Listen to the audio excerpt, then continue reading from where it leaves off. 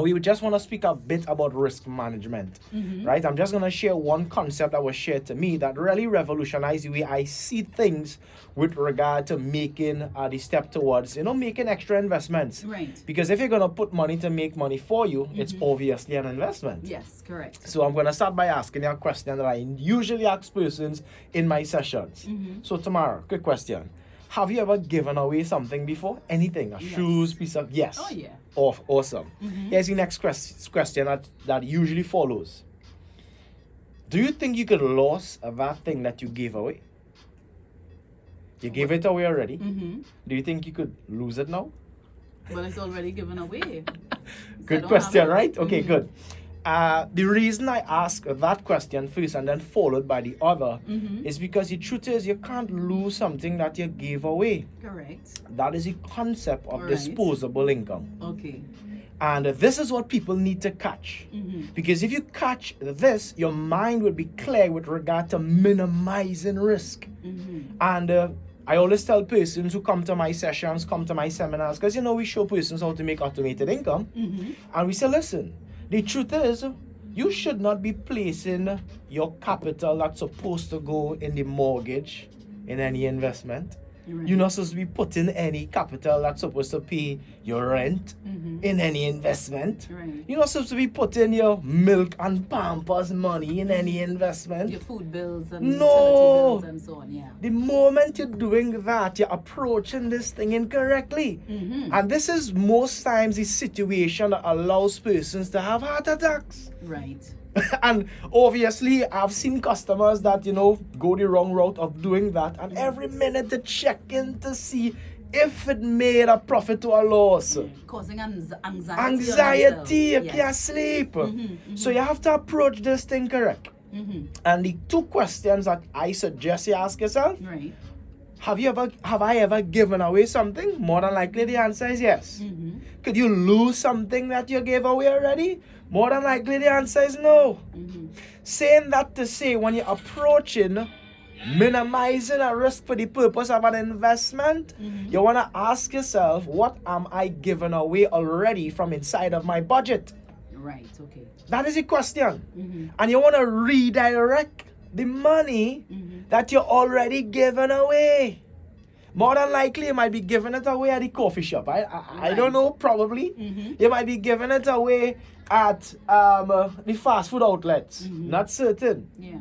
I see this morning as well on the papers some fried chicken raising price. Okay. But I'm You just should be making it a leisure person still. yeah. But I'm just saying, when you approach investment, you could minimize it by allocating the portion of your budget that you're already giving away. As we say, disposable. Right. And that is why I just wanted to dive a little into, what disposable already mean, the income that you're already disposing. And once you could come to terms with the fact that I obviously had no plan for this other than disposing it through X, Y, and Z, then you could, as we say, you could turn your dead money alive. It was already dead money. Yeah. You could now place it in a system to save yourself time, effort, energy, and money. Of course, you're going to have an expectation for return, but your expectation is not going to be 100% connected to whether or not it really succeeds or not. It gives you the freedom to place it in the ground and go back to what you was doing before. Yeah. And Sort of distract yourself, if you want to say that. of course, walk Right. away. I mean, let's be practical. There are persons who, are accustomed to farming. Right. Would you plant a seed in the ground and then look at the soil every second of every single day Right. to see when that seed turns to a plant and then that plant starts to grow? That is not how things work.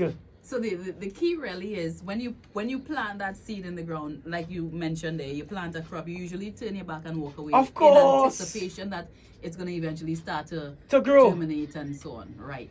But And you should do the same with the disposable. Definitely. Okay. But the key though, to ensure that you can do that, is to ensure that the seed that is placed there was a seed that was supposed to be disposed. Right.